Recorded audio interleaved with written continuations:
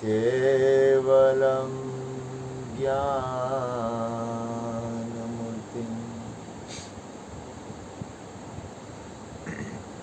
द्वन्द्वातीतं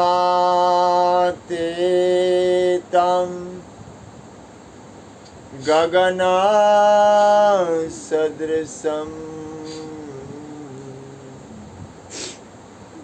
तत्त्वमस्यादिलक्ष्यम्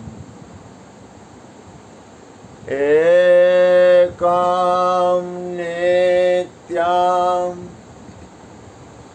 विमलम् अचलम्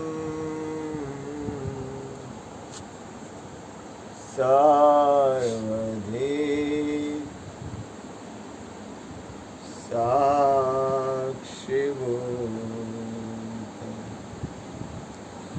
भावातीतं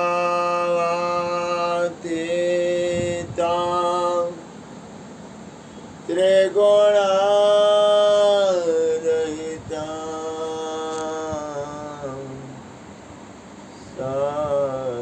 सद्गुरु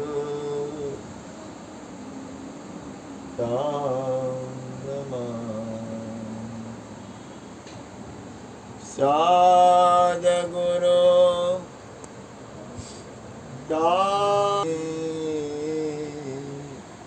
सद्गुरु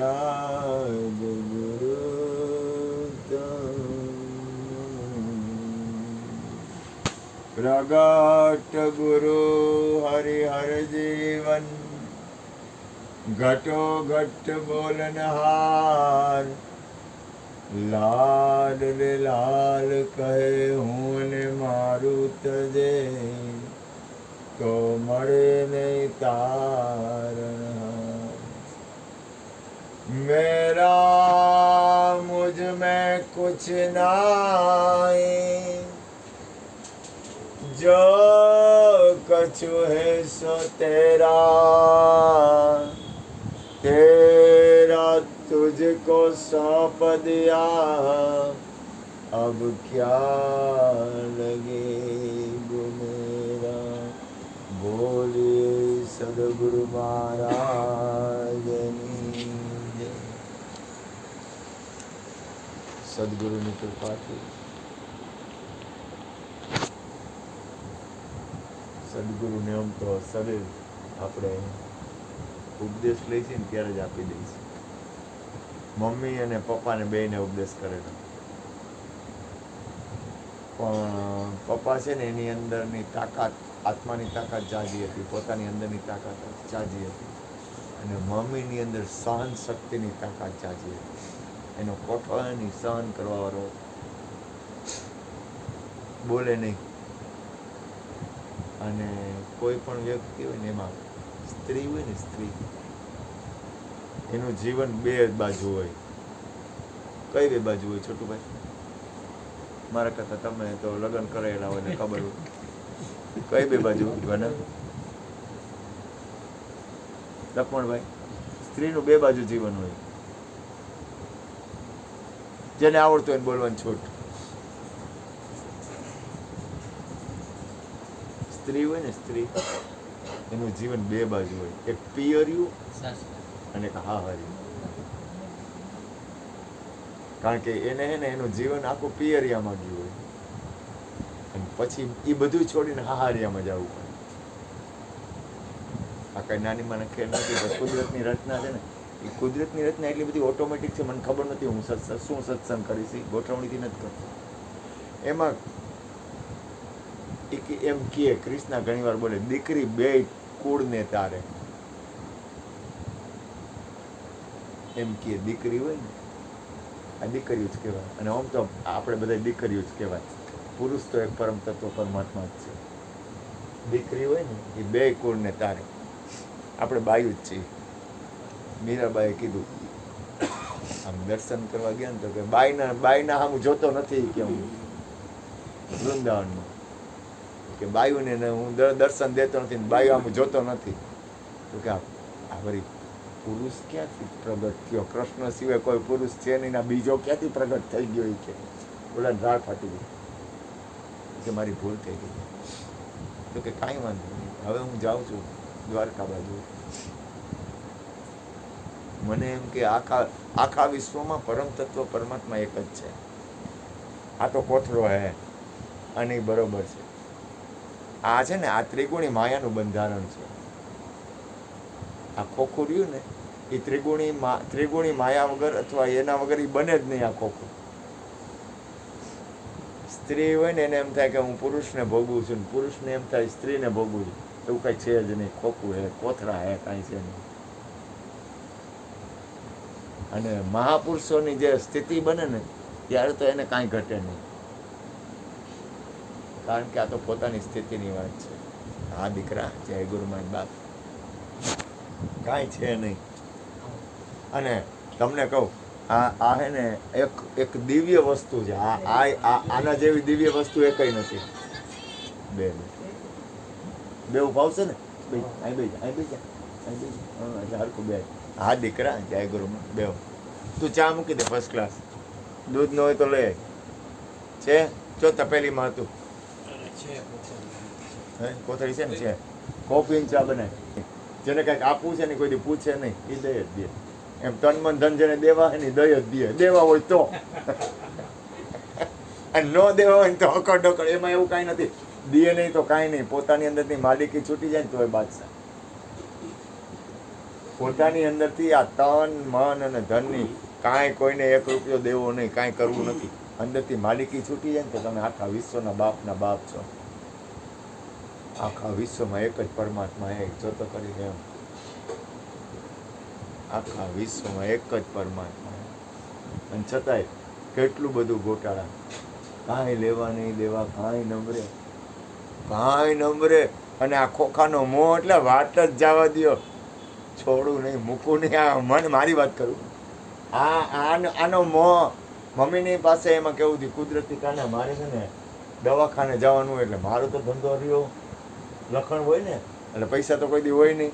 આ તો પડ્યા અત્યારે ઘણા બધા, એ ઘટતું નથી એટલે નથી કહેતો. એટલે મારે દવા લેવી હોય એટલે હું નાના ભાઈને કહું દવા લેવાની. એટલે મને કે હા, કે વાંધો નહીં, ડૉક્ટરની એપોઇન્ટમેન્ટ લીધી.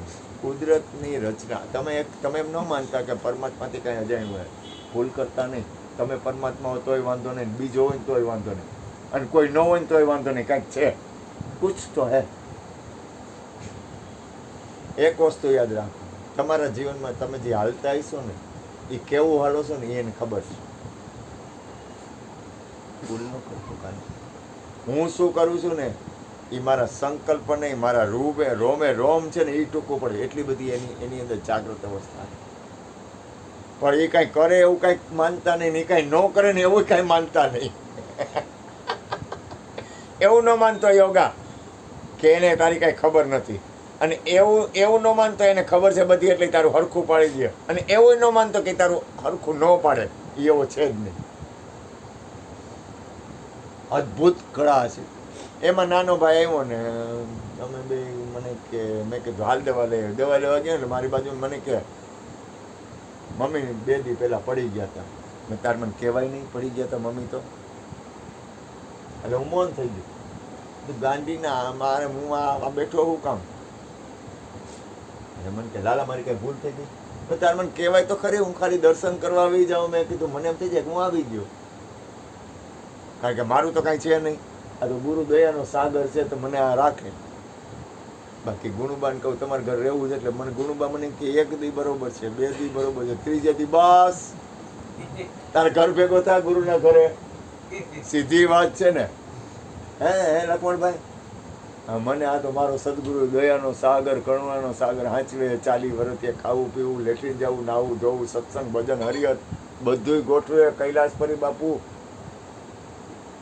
આવું કોણ કરે? હગી માં હોય તો એ કહી દે હાલે રોજ ભજન ને સત્સંગ હોય. ઘર ભેગો અહીંથી નીકળ બહાર. ઘરવાળી કાઢી મૂકે ને ઘરવાળી. છોટુભાઈ સાચું બોલજો, રોજ ભજન સત્સંગ કરજો. ઘરવાળી હું ઘરવાળો કાઢી મૂકે. ઓલી જો ઘરવાળી કરતી હોય રોજ તો કોઈ ન સ્વીકારે. અને મારો ગુરુ મને બધી સ્વીકારે. તું કેમ તારું ભજન, તું ભજન કર, સત્સંગ કર, હરિય કર, કાંઈ ઘટે નહીં મારો બા. જો નીચેથી જરાક ખુલ્લું જો દીકરા, ભલે જીવ હોય કાંઈ વાંધો નહીં. આપણે જાય ત્યારે પ્રસાદી કાંઈ ચિંતા કરમાં, જે કાંઈ હોય ઉપાધિ કરમાં, જે થાય છે એ બરોબર થાય છે. થોડુંક સ્વીકાર ભાવ રાખો ને યાર. આપણા બાપનું આ દુનિયામાં કાંઈ હાલે એવું છે જ નહીં. મારું તો હાલતું જ નથી. મારું હાલે ક્યાં ખબર છે? ઓની કરુણા હોય ને તો આગલે દિવસે તો દવાખાને હતા ને, મેં કીધું ગાંડા, મેં કીધું તો મને કે તારે ભાવ થાય ત્યારે આવજો. મેં એક કામ કર, તું ઘરે જા, હું ઘરે તું પહોંચી જાય ને તો કલાક પછી પહોંચીશ. બૈરા હોય ને સ્વભાવ અજબ ગજબ હોય. કાંઈક નક્કી ન કરી શકો તમે, કાંઈ નક્કી ન કરી શકો, કારણ કે પરમાત્માની શક્તિ છે. પુરુષ અને પ્રકૃતિ એને લઈને આખું વિશ્વ બનેલું છે. પુરુષ અને પ્રકૃતિ એની અજબ કળા છે. કળા બધી પ્રકૃતિની છે, પણ એ કળાનો માલિક છે ને કૃષ્ણ એક જ છે. મારી દ્રષ્ટિએ અત્યારે તો બાદશાહમાં બાદશાહ હોય ને તો કૃષ્ણ. કબીર બાદશાહમાં બાદશાહ હોય ને, બાદશાહમાં બાદશાહ જેને કહેવાય ને બાદશાહ, પૂર્ણ પુરુષોત્તમ હોય ને, પૂરેપૂરો પૂર્ણ, તો કૃષ્ણ. કબીર, કબીરને મોર પિક્ચર, કૃષ્ણને મોર પિક્ચર. પૂર્ણ સ્થિતિ, કાંઈ ઘટે નહીં, કાંઈ ન ઘટે.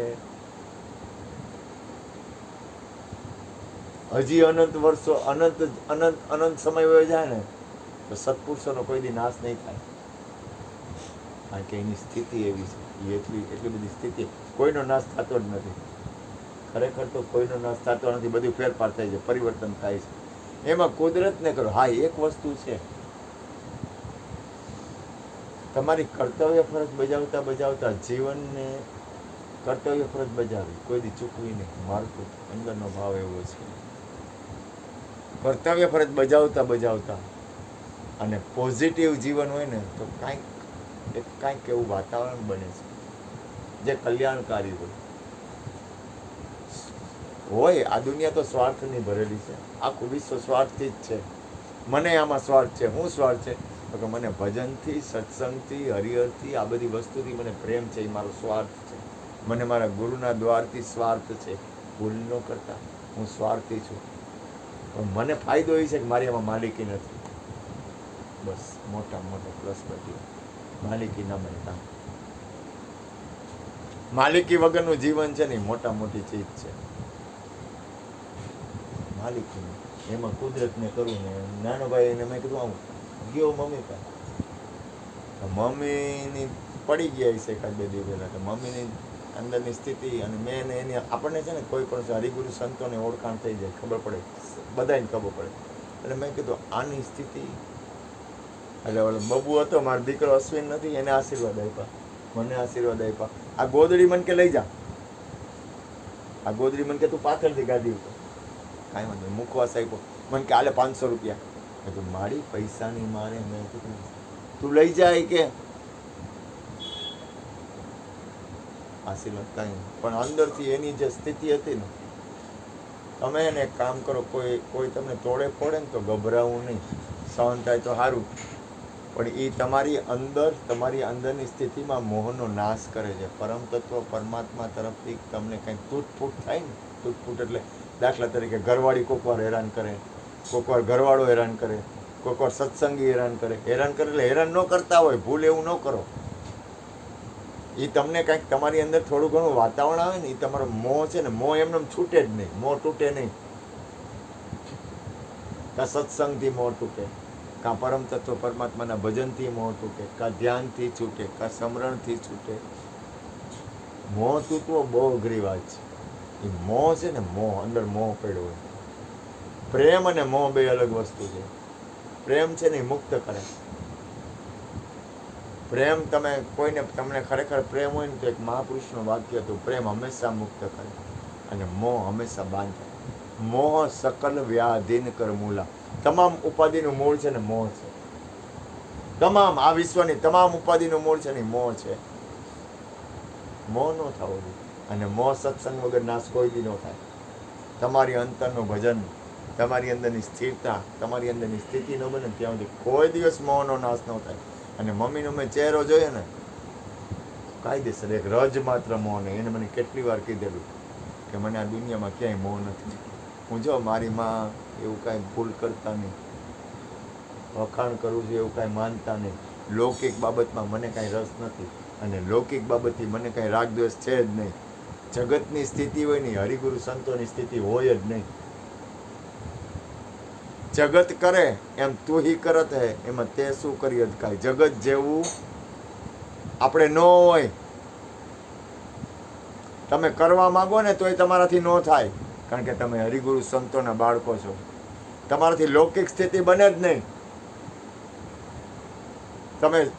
તમે જે કાંઈ આલી આખી જે ગતિ રહી ને એ ગતિ પ્રમાણે ન આલી શકો.